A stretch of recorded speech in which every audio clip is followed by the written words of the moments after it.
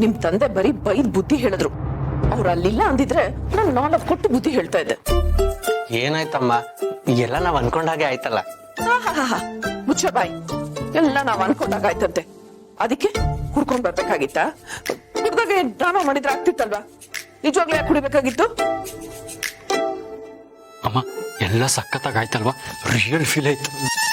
ನಂಬ್ಬೇಡ ನೀನು. ಅವನೇನೋ ಚಿಕ್ಕವನು ಬುದ್ಧಿ ಇಲ್ಲ ಅಂದ್ರೆ ನೀನ್ ದೊಡ್ಡವನಾಗಿ ಬುದ್ಧಿ ಹೇಳೋದ್ ಬಿಟ್ಟು ನೀನು ಅವನ ಜೊತೆ ಸೇರ್ಕೊಂಡು. ಅಯ್ಯಯ್ಯೋ, ನಾನ್ ಕುಡ್ದಿಲ್ಲ ಅಮ್ಮ, ಕುಡ್ದಿರೋದು ಇವನ್ ಮಾತ್ರ. ನನ್ನಂತೂ ಇದ್ರಲ್ಲಿ ಇನ್ವಾಲ್ವ್ ಮಾಡ್ಬೇಡಿ. ಇವನ್ಗೆ ಏನೇ ಪನಿಷ್ಮೆಂಟ್ ಕೊಟ್ಟು ಪರವಾಗಿಲ್ಲ. ಬೇಕಿದ್ರೆ 4 ಕೊಟ್ಟು ಕ್ಲಾಸ್ ತಗೊಳ್ಳಿ. ಅವನು ಮಾತ್ರ ಅಲ್ಲ, ನಿನ್ಗೂ ಕೊಡ್ಬೇಕು. ನೀವ್ ಈ ರೀತಿ ಒಂದ್ ಮಾಡಕ್ ಹೋಗಿ ಇನ್ನೊಂದ್ ಮಾಡಿದ್ರೆ ನಾವ್ ಅನ್ಕೊಂಡಿರೋ ಪ್ಲಾನ್ ಎಲ್ಲ ಹಾಳಾಗೋಗುತ್ತೆ. ನಿಮ್ಮಪ್ಪ ಹೇಳಿದ್ ಸರಿ, ನಿಮಗ್ ಜವಾಬ್ದಾರಿನೇ ಇಲ್ಲ. ನನ್ನ ಹತ್ರ ಮಾತಾಡ್ಬೇಡಿ.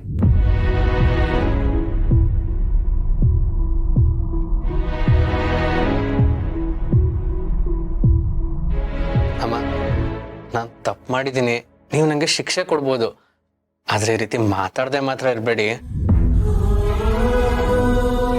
ಹೌದಮ್ಮ, ತಪ್ಪು ಮಾಡೋದಕ್ಕಿಂತ ದೊಡ್ಡ ತಪ್ಪನ್ನ ನೋಡ್ಕೊಂಡು ಸುಮ್ಮನಿರೋದು. ಸಾರಿ ಅಮ್ಮ, ನೀವು ನನಗೆ ಶಿಕ್ಷೆ ಕೊಡ್ಬೋದು.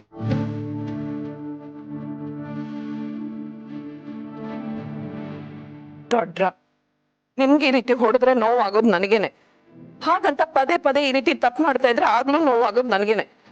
ಮತ್ತೆ ಈ ರೀತಿ ಮಾಡಬೇಡಿ. ಸಾರಿ ಅಮ್ಮ, ಇನ್ನೊಂದ್ಸಲ ಈ ರೀತಿ ಮಾಡಲ್ಲ.